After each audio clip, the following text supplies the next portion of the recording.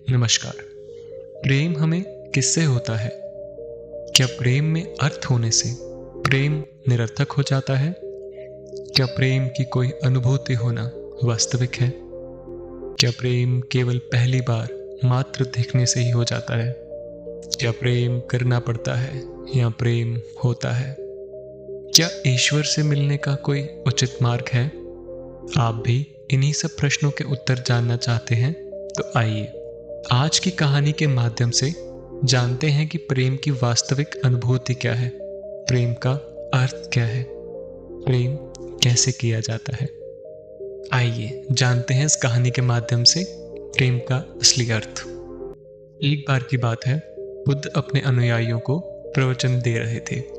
उन्होंने प्रवचन में अपने अनुयायियों को एक कथा सुनाई। एक बार की बात है, एक आदमी ने एक बहुत ही खूबसूरत लड़की से शादी की। शादी के बाद वे दोनों खुशी खुशी रहने लगे।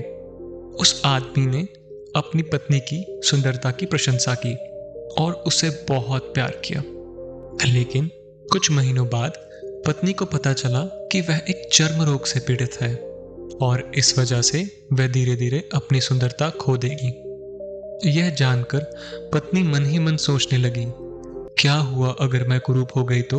मेरे पति मुझसे घृणा करने लगेंगे, मैं उनकी ये घृणा को सहन नहीं कर पाऊंगी। इसी बीच एक दिन उसके पति को किसी काम से शहर के बाहर जाना पड़ा। काम खत्म कर जब वह घर लौट रहा था, उसका एक्सीडेंट हो गया। उस हादसे में उन्होंने अपनी दोनों आंखें खो दी। इन सब के बावजूद उनका वैवाहिक जीवन सामान्य रूप से आगे बढ़ने लगा।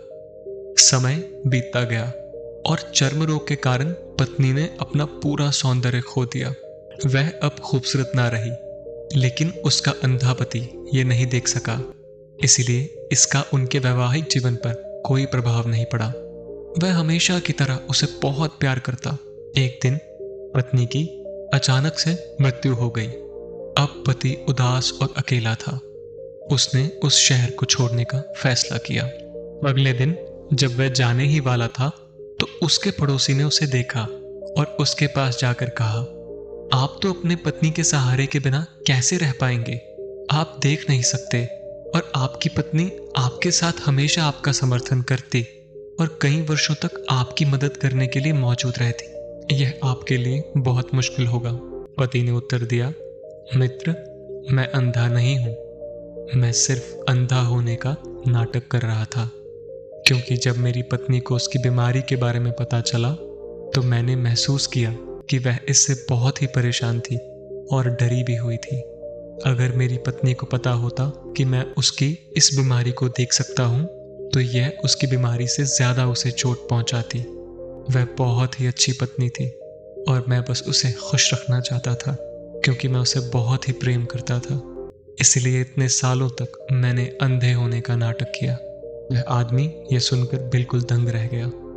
आज की इस कहानी के माध्यम से हमें यह सीखने को मिलता है कि प्रेम किसी व्यक्ति की बाहरी सुंदरता से नहीं, बल्कि उसके भीतर विद्यमान परमात्मा के रूप से होता है। खूबसूरत होने से ज्यादा महत्वपूर्ण है खूबसूरत होना।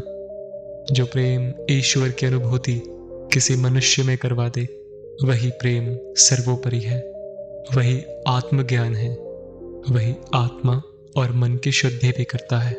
प्रेम हमें ईश्वर की ओर ले जाता है और हमें ईश्वर के स्वरूप का दर्शन देता है, जिसमें मनुष्य के स्वरूप जो शेष रहता है वो है ज्ञान, परम शांति, आत्मबोध।